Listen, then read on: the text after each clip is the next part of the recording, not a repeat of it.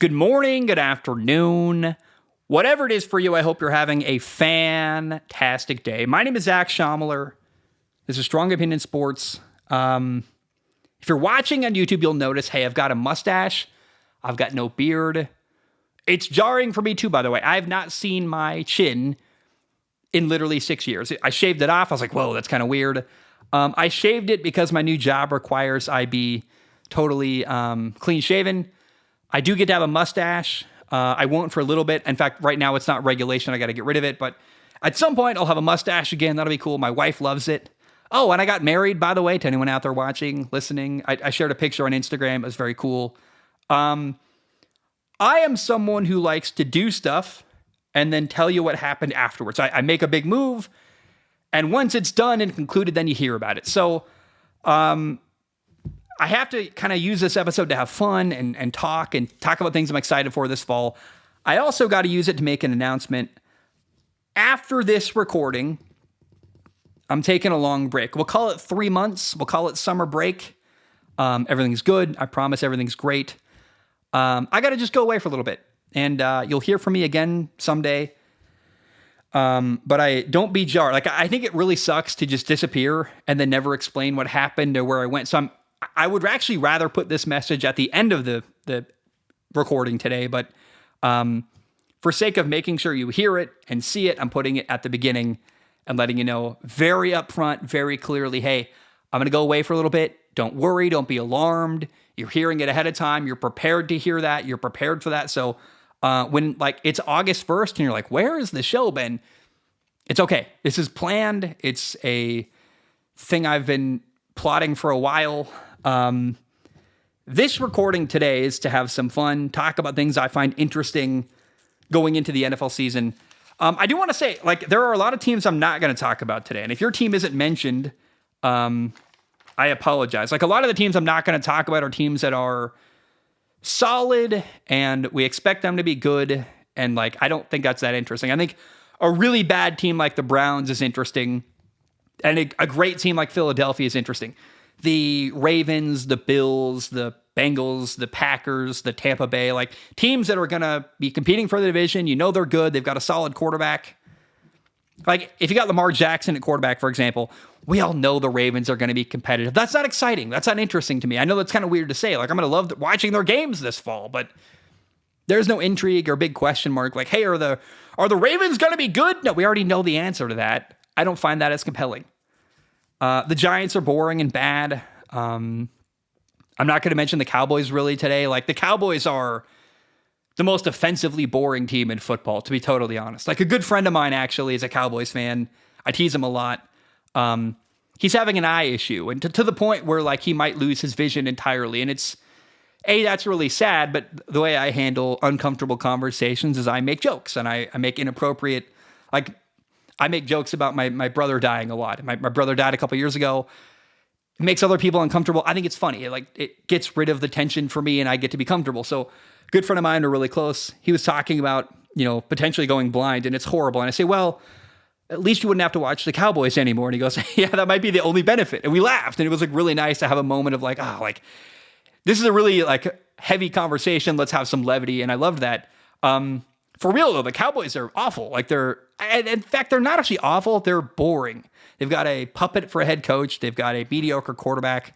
I've already talked longer than they deserve, but I'm not going to go in depth on the Cowboys this year. I'm probably not going to cover them really at all. I don't care about them in the slightest. And another team that we're not going to talk in depth about, other than saying this, the Cardinals are boring, right? They're not even the most noteworthy team with the name Cardinals. If you Google Cardinals season records, you find the St. Louis Cardinals in Missouri, not the Arizona Cardinals in Phoenix. It's dang, this is not they've been bad for years. They've got one winning season and one playoff appearance since 2015.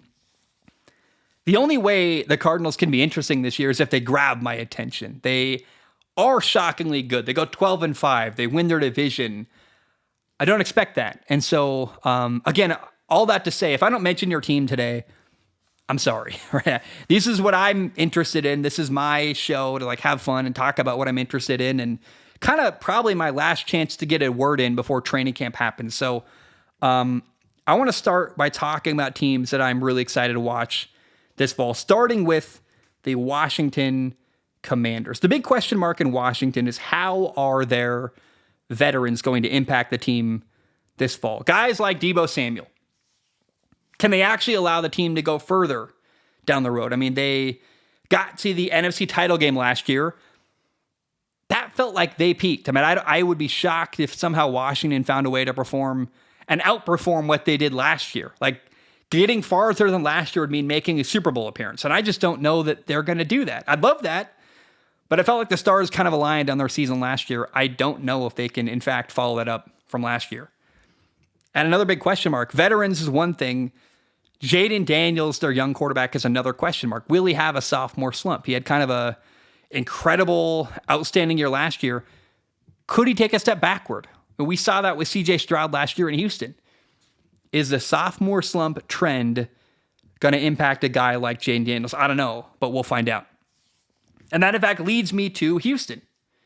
CJ Stroud, last year in Houston, in his second year in the NFL, had a bad year. I mean, he definitely took a step backward. In fact, it was such a shocking thing that their offensive coordinator, Bobby Slowick, got fired. He went from, at one point, being a head coaching candidate to totally available and without a job. And that was a shocking fall from grace, in my opinion. I did not see that coming. I'm still surprised that happened. That fall off was crazy. So this year in Houston, are they going to win their division, the AFC South? It feels like they should, I think, right? I mean, I don't know. Hard to imagine Tennessee or Indy or Jacksonville being better than Houston. But last year was also a surprise. So I don't know what to expect this year from Houston.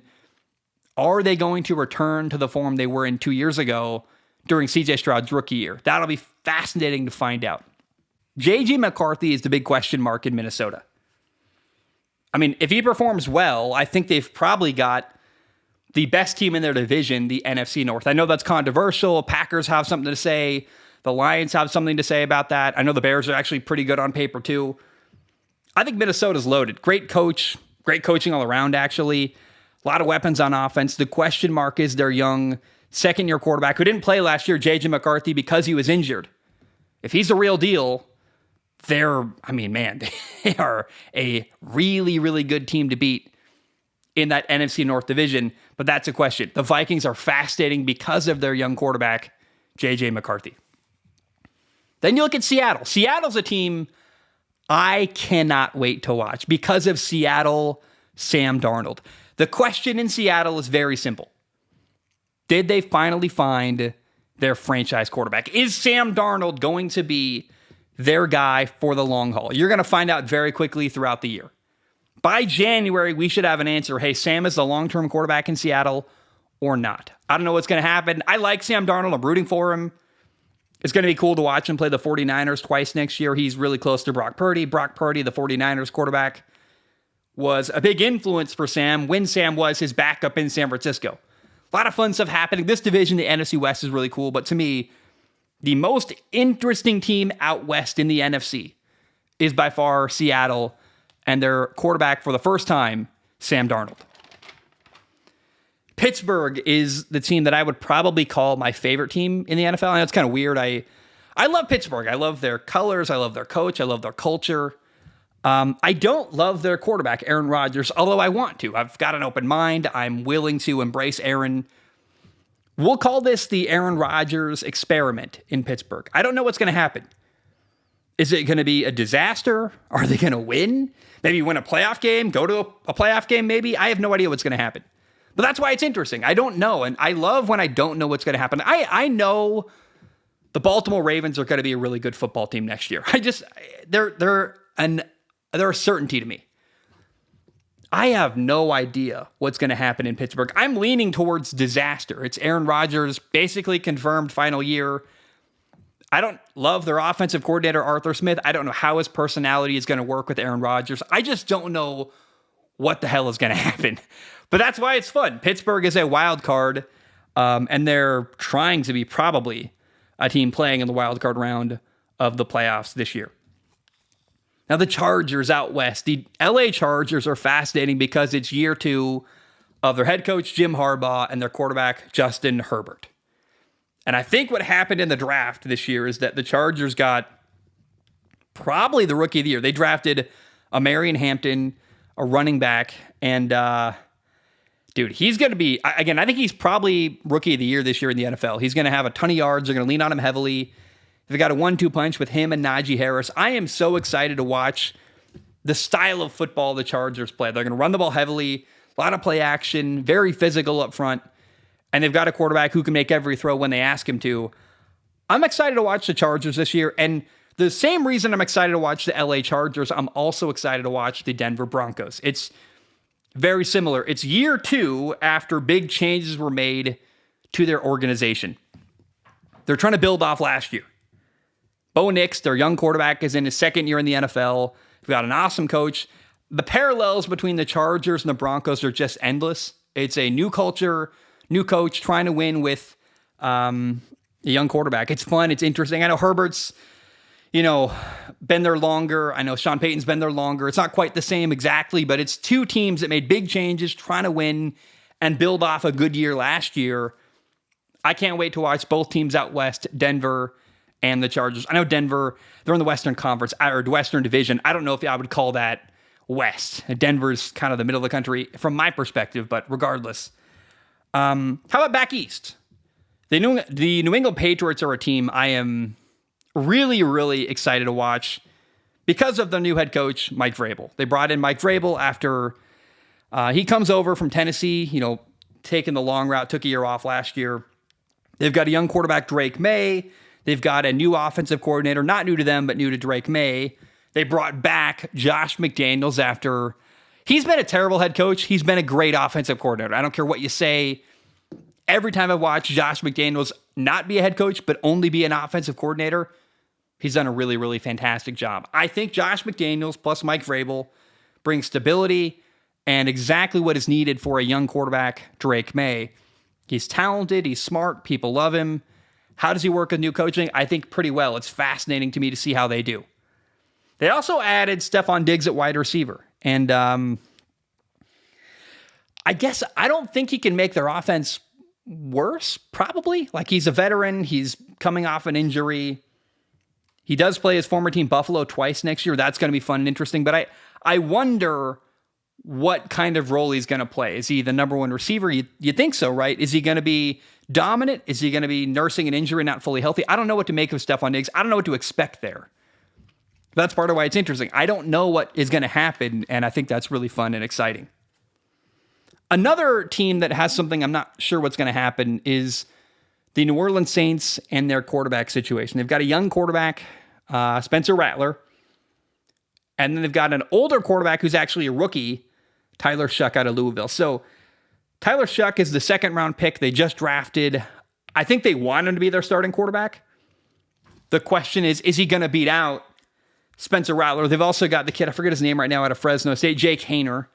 Apparently, it's like really even across the board. No one in the building knows who the starting quarterback is going to be. And I don't think that's just headlines. I think that's actually what the players are feeling in the locker room, because you hear that not from the team, but from the players doing interviews like, I have no idea what's going to happen here. That's not a great sign that no one's really standing out as a leader and as a performer, but they got a new head coach, Kellen Moore, coaching young quarterbacks. I think it is kind of weird, by the way, the Saints don't have a veteran quarterback in their locker room. Usually when you have a rookie quarterback or a couple of young quarterbacks, you want a veteran, a Joe Flacco or someone like that to... Andy Dalton is like an incredible veteran quarterback, by the way. Someone to be an anchor, kind of a coach, but a coach can't talk to you the same way a veteran player can. A veteran player can say, dude, you got to come in earlier in the morning. You got to watch more film. You got to, like, the way that a fellow player who's more a peer can nudge you is different than a coach. Even though Kellen Moore is a former quarterback, he was the backup veteran voice in the room who would nudge young players. He was that when he was a Dallas Cowboys backup quarterback. He just can't quite achieve it the same way a peer can. Even though he's a coach, even though he kind of fulfills that role, I do wish the Saints had a veteran quarterback in the locker room. Either way, the Saints are going to suck, I think, pretty bad.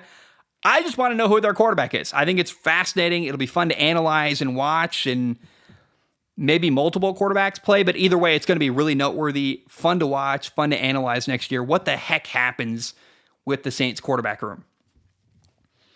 The big question mark regarding Philly is very simple. The Philadelphia Eagles, I think, have the best roster in football again, and still.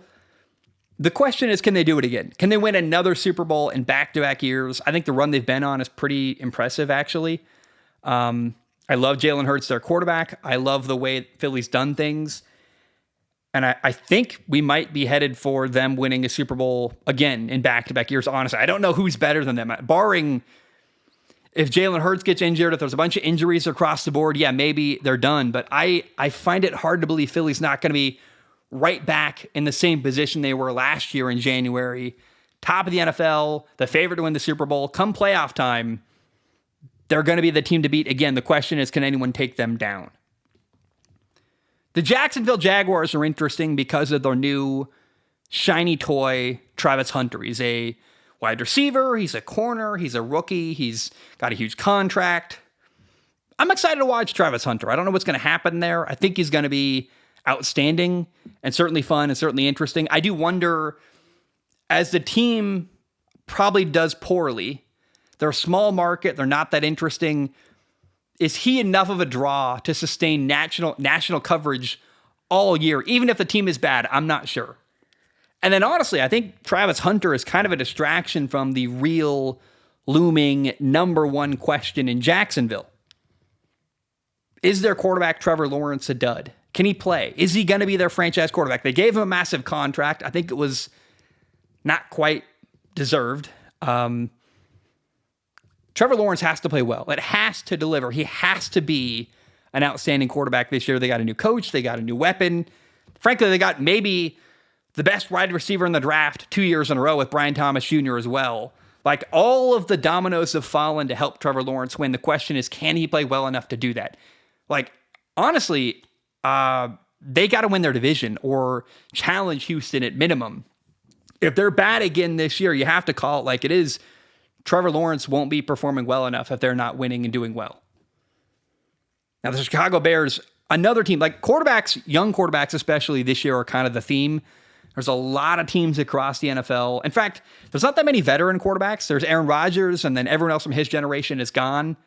Then, of course, there is like Lamar, Burrow, Herbert, Mahomes. But most of the NFL this year has a young quarterback that's not very established, that's trying to prove themselves. And that's probably great for the league because there's a lot of question marks. There's a lot of, I think, rising stars and guys who can make a name for themselves. It's kind of cool. One of those guys is Caleb Williams, the quarterback in Chicago.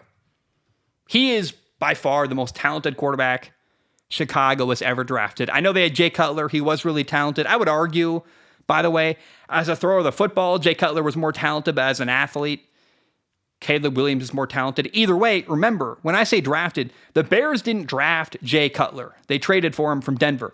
So when I say Caleb Williams is the most talented quarterback Chicago has ever drafted, I'm really comfortable and confident saying that as an absolute truth.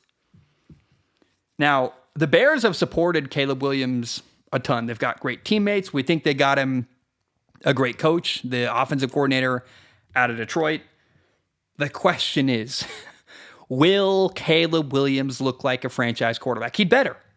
They've supported him basically every way you can, and it's time for that to bear fruit and look really, really good. I'm really curious about the Rams this year for one reason. I think they are the best team in the NFC West. They should win their division. I think the 49ers are going to try to challenge them. We can talk about that. But it feels like the Rams' division to lose out west, and they added Davante Adams at wide receiver. He's aging.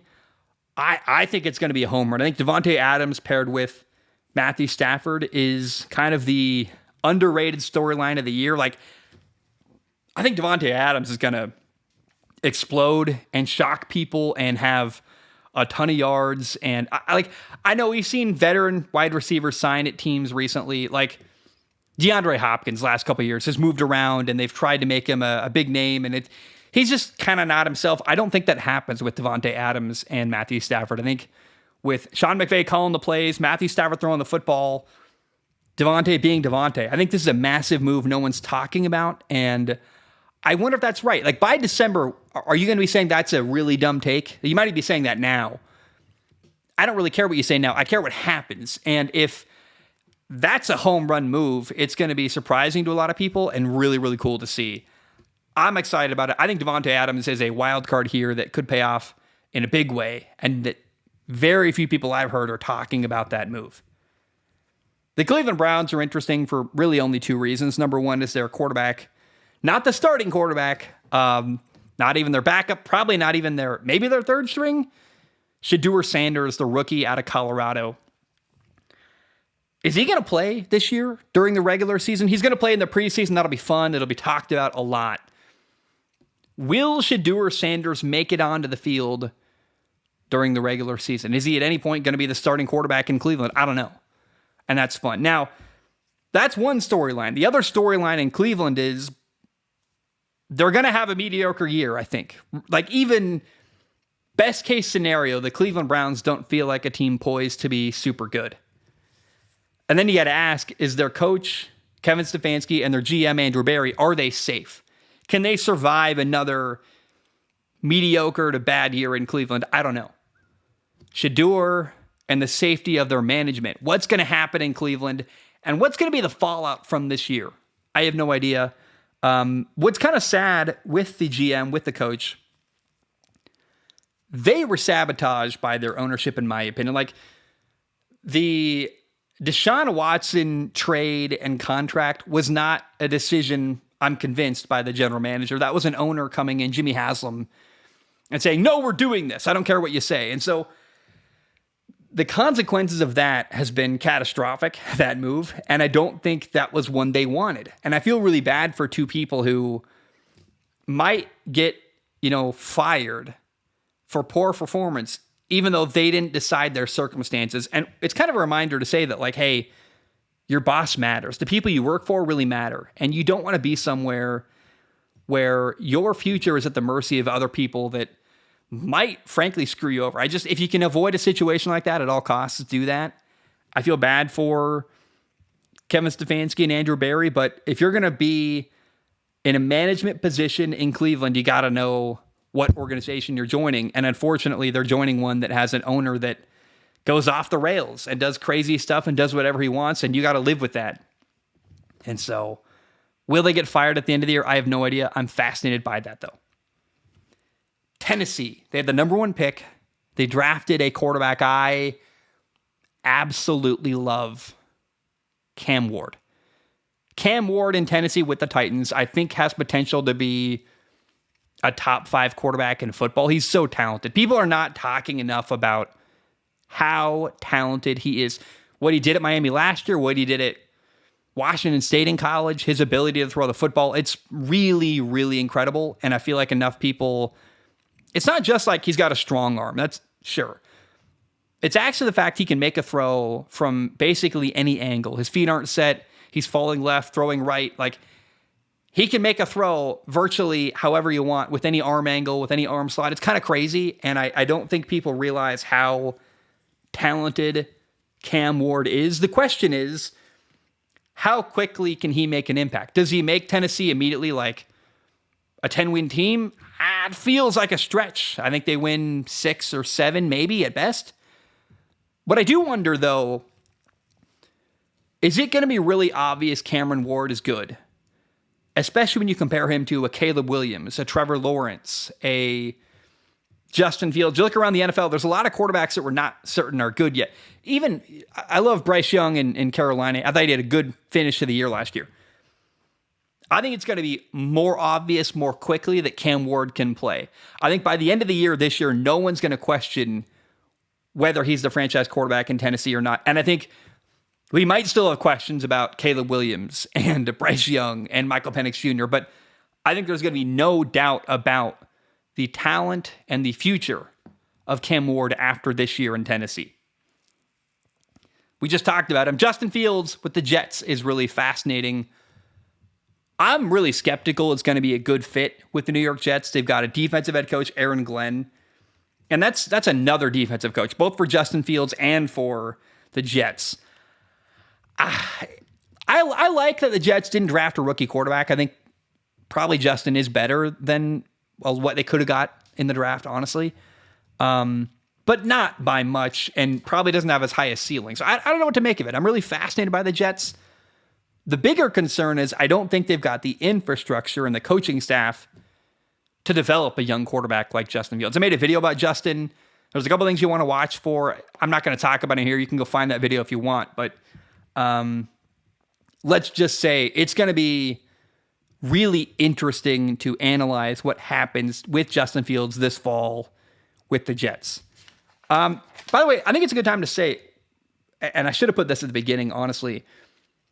When I come back from my 3-month break, we'll call it break and we'll call it summer break.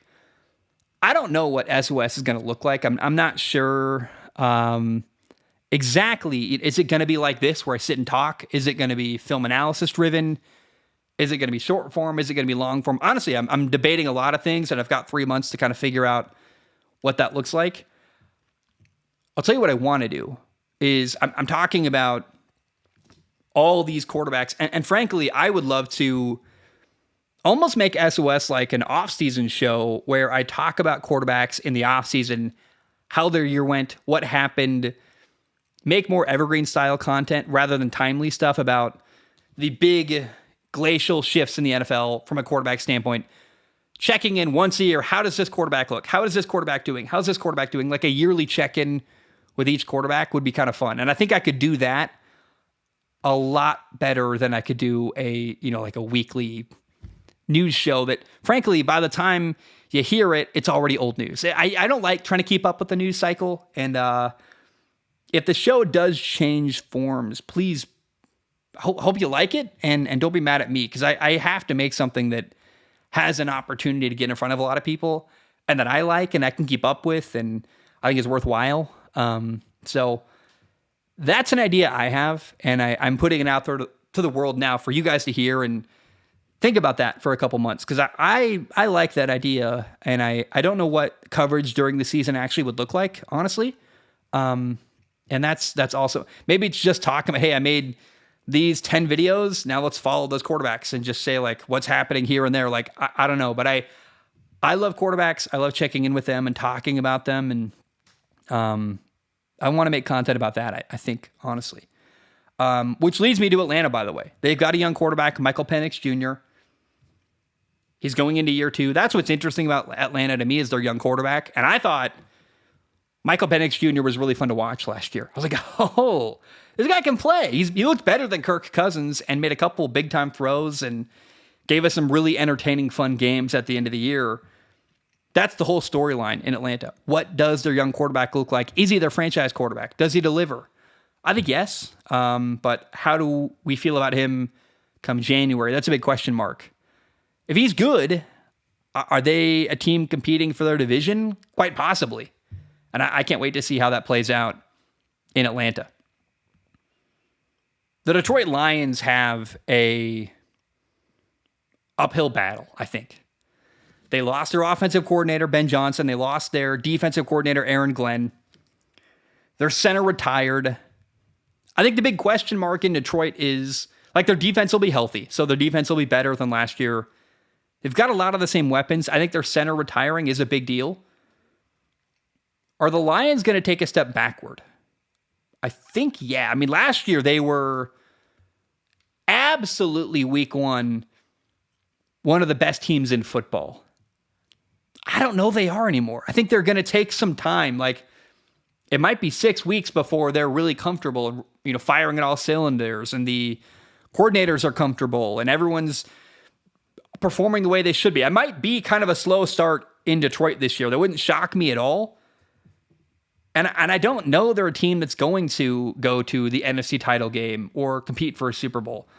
I would love to be wrong. I love Detroit. I love their coach. I love their quarterback. I love their story. But I'm worried that they're going to struggle, especially early on this year. And I'm not excited for them. I'm excited for to watch them. Obviously, it'll be fun. It'll be competitive, and they're not going to be bad. Like, to be very clear, the Lions will not be bad this year. But are they going to be as good as they were last year? That's a big question mark, and I'm not certain of that. How about the 49ers? To me, the question mark in San Francisco is by the time we get to January 2026, how will the collective NFL world feel about the Brock Purdy contract? I thought the contract, honestly, when you look at the details, kind of made sense. Like, oh, if he's bad, you got an out, you can get rid of him. By January 2026, you're going to know, hey, what direction is this going? I think it is the last year the 49ers are going to have with that big, key couple players, the McCaffrey, Kittle, Trent Williams. Like, the core they've had in recent years in San Francisco is aging out and moving on. I think they're always going to be competitive with Kyle Shanahan.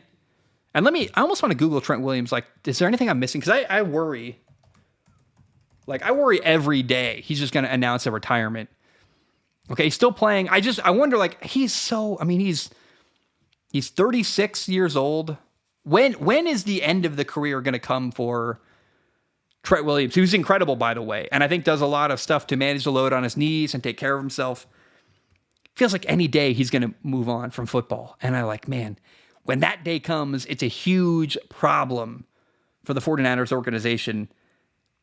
I think it's the 49ers last year with the group of guys they have, their current core built around Brock Purdy. And I don't think even with that current core, they're like a Super Bowl contender.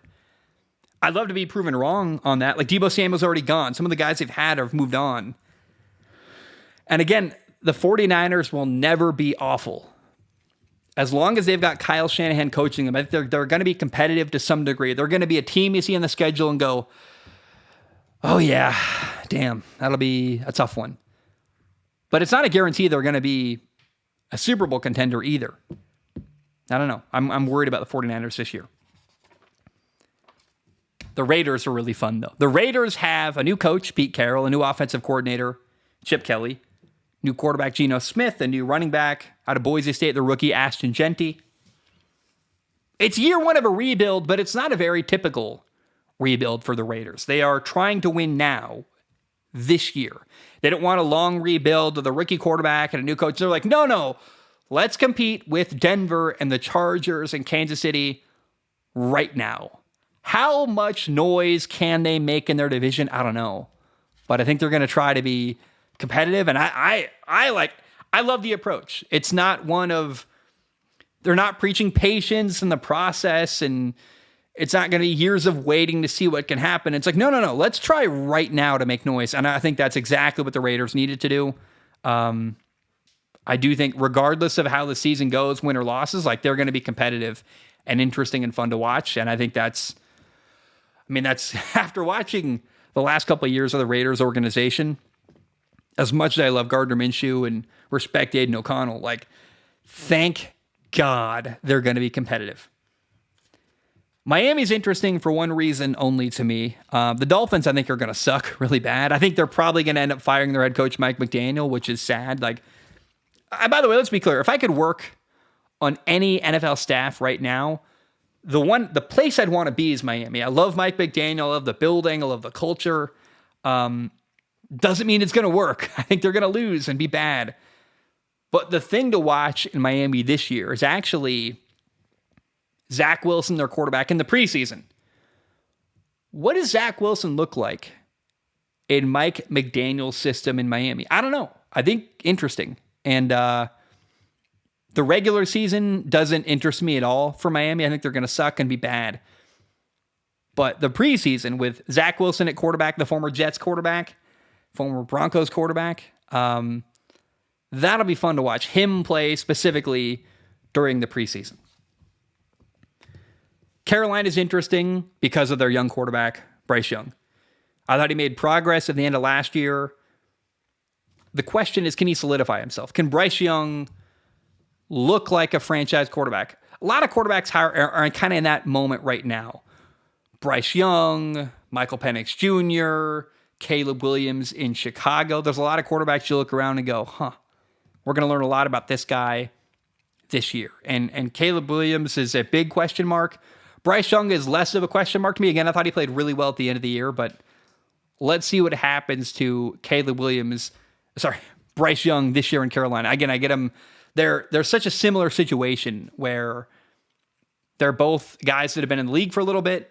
They've got offensive head coaches. They're trying to make a name for themselves. And in fact, they were traded. Like they're intertwined forever because of a trade. And I'm just fascinated to see what happens with Bryce Young this year in Carolina. How about Indy, the Colts?